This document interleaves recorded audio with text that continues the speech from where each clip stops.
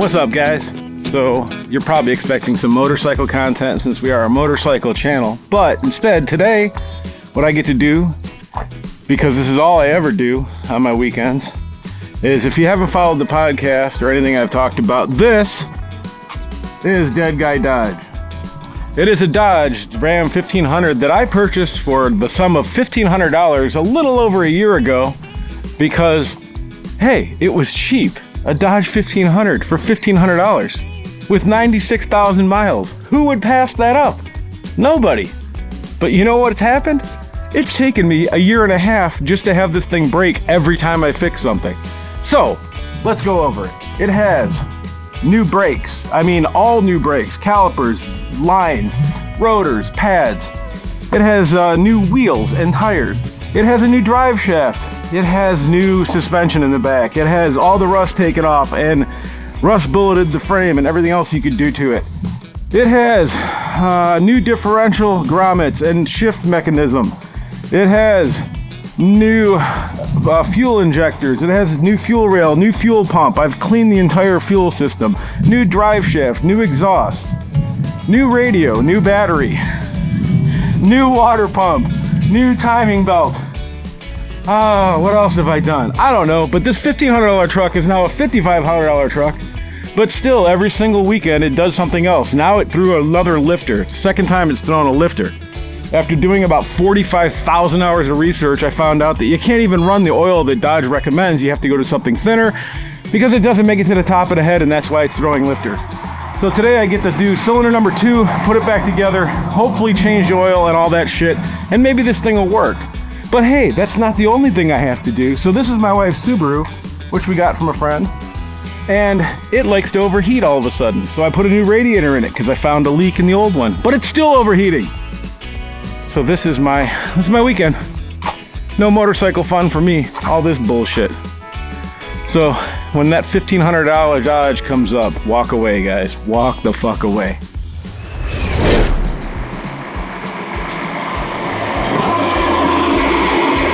All right, I think I figured this one out.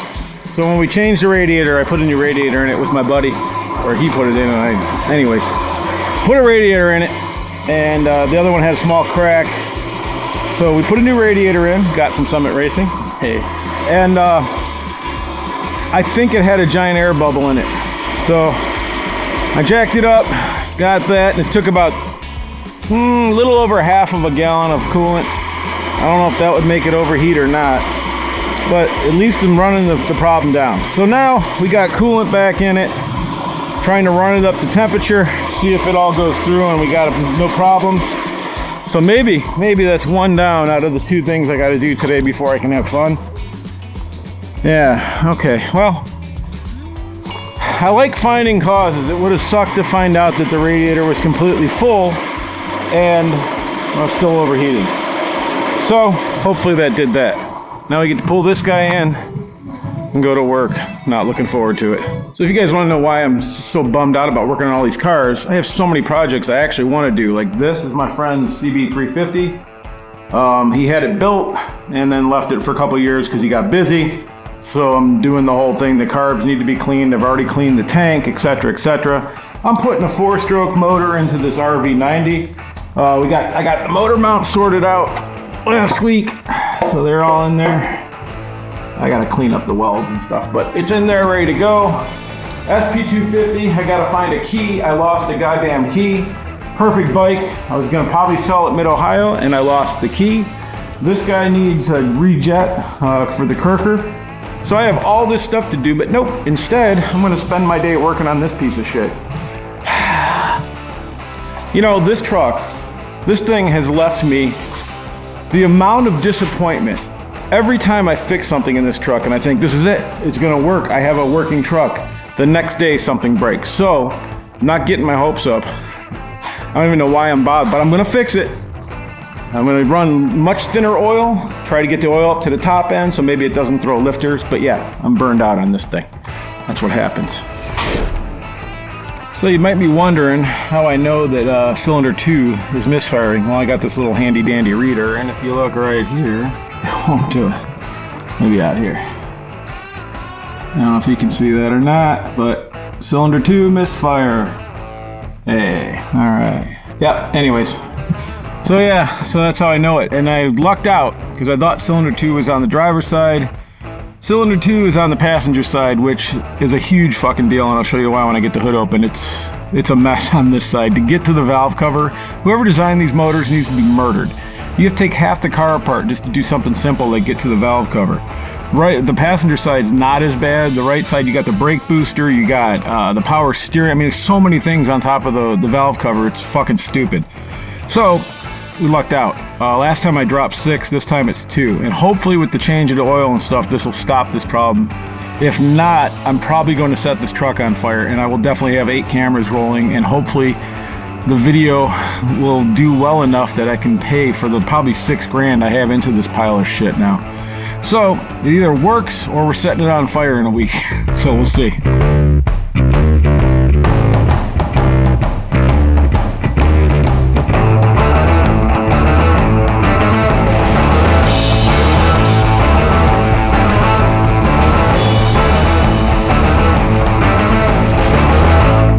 To the engineer that thought that putting the motor this far back in the truck would be a good idea, fuck you, dude. Like, holy shit, man. Trying to get to just a simple valve cover. These last 2 bolts, I'm either gonna have to cut my arm off, come in, I don't even know. I'm gonna get them. I've done it before, it just sucks.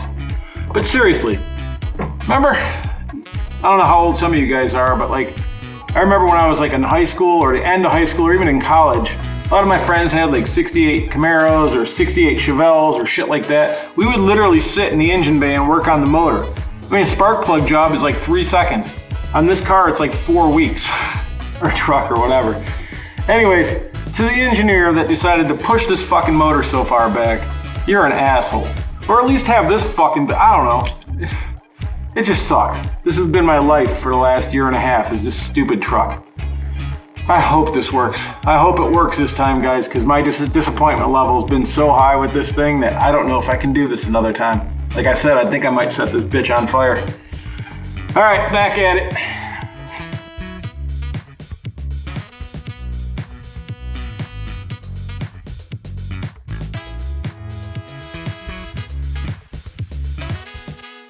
All right, there it is. That's the problem. This guy, obviously, is supposed to be under there, underneath the cam. And this fucking vehicle loves to throw these things off. Oh, like it damaged it. I hope it didn't bend the valve, but I ain't gonna fucking try to figure it out. So, fuck you to the engineer that decided to fucking build it in this manner, with this shit weighted back fucking here. Fuck the engineer that decided to make the fucking tolerances so tight and the lifter's not strong enough that you have to run shitty fucking oil just to get the things to work. Holy fuck, man. I hope this fixes it this time, because I am sick of doing this fucking thing. Alright. I'm gonna fucking try to put this lifter back, button it all back up, and then do the new oil in it. And we'll go from there. Maybe I can get at least a half a day of something to do besides this stupid fucking truck.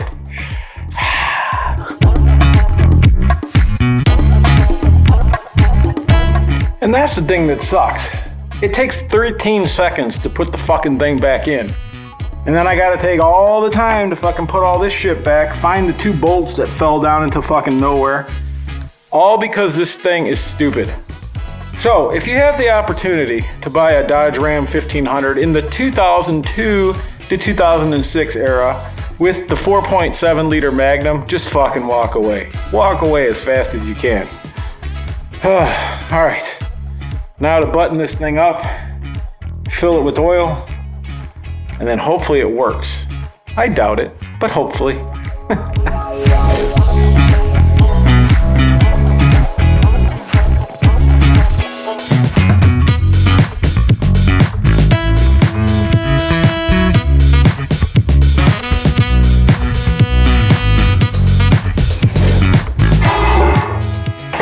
All right, so I got it back together. This is the 3rd time I've done this, but I didn't know about the oil thing. So, Put the rocker back in. Hopefully the valve isn't bent, but generally they don't usually, knock on wood. They just pop the thing because the lifter doesn't get enough oil pressure and then the rocker arm pops off. So put it back. Thankfully it wasn't on that side because there's so much shit over there that it would suck. So got it back together. Now I have recommended by every fucking internet champion in the world. What is it? OW20. So this is gonna be a much thinner oil. It should get through the block much better, and the oil pressure should be better, and it should build itself up, and it shouldn't have this fucking problem, I hope. I also have a high flow oil filter, so hopefully that will help as well. So we're gonna add this oil. Fuck! It's not going in as fast as I want it to. Shit. Alright, well, let's not go ape. Pour in the oil. Okay. A little spillage, no big deal. Oh man, I really hope this works because I'm really sick of this truck. I mean, I love you, truck. I love you.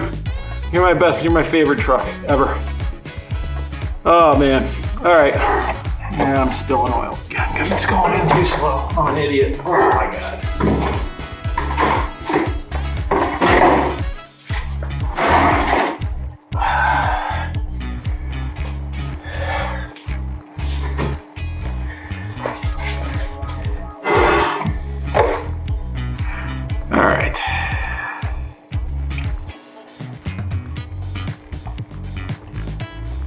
There we go. Get a faster pour. I only lost a little bit, but I'm gonna add seafoam anyway, so.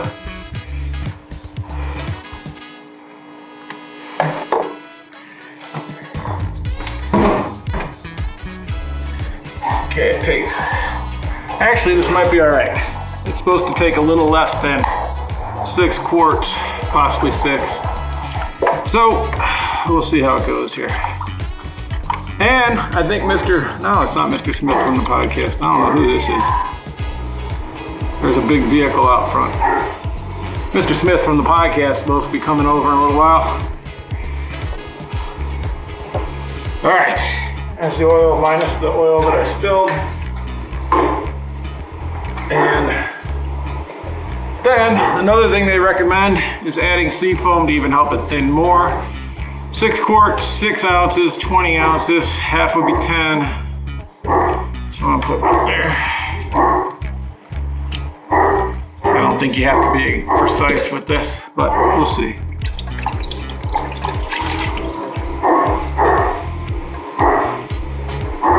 A little bit more.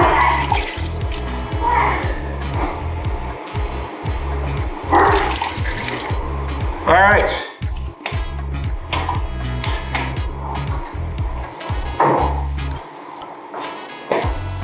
Okay, well, I think that's gonna do it. I'll button it back up, start it, clear out the codes, and we'll see if we have a working truck. And at least you guys can understand why we haven't been doing any content lately, because every week of my life has been this truck. I've negated all my motorcycle projects and everything else for it, so there you go. I should feel a sense of accomplishment, but I don't, because I know that this thing's just gonna fucking break again. Hey B. Are you filming a video? Yes.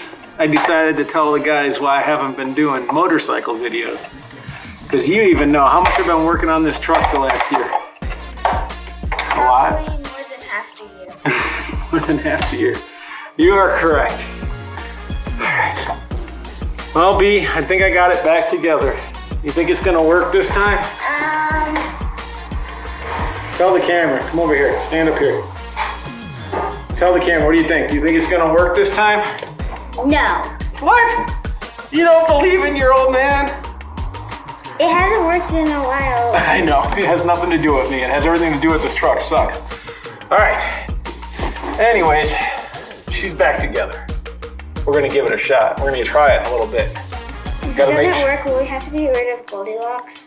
If it doesn't work, we're gonna set it on fire outside and we're gonna roast marshmallows on it as it burns to the ground. Wouldn't that contaminate the marshmallow? Probably. So you probably won't want to eat them. It would just be for aesthetics? It would just be to see the truck burn and enjoy every second of it. What do you think? And I wouldn't get to eat the marshmallows? You could just have marshmallows. Ah! Say goodbye, B. Bye.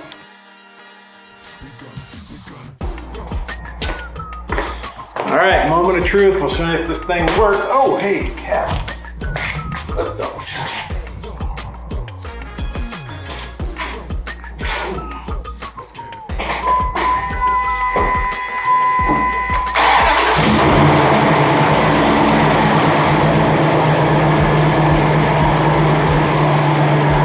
Seems like it's running on all cylinders, but it does that, and then it'll throw a rocker.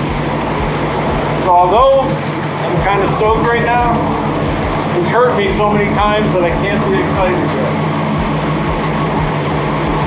That nice idle though now.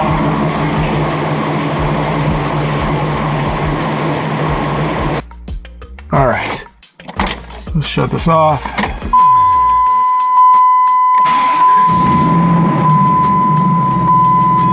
Check engine lights off. We do not have a misfire. That's what I'm talking about. But now, let's see if this thing will work.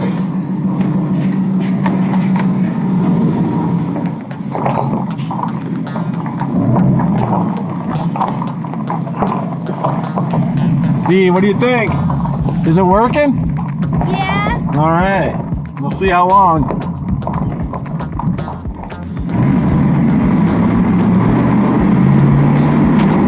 All right, it's running on all 8. I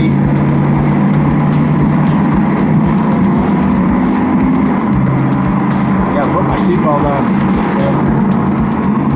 All right, no lights.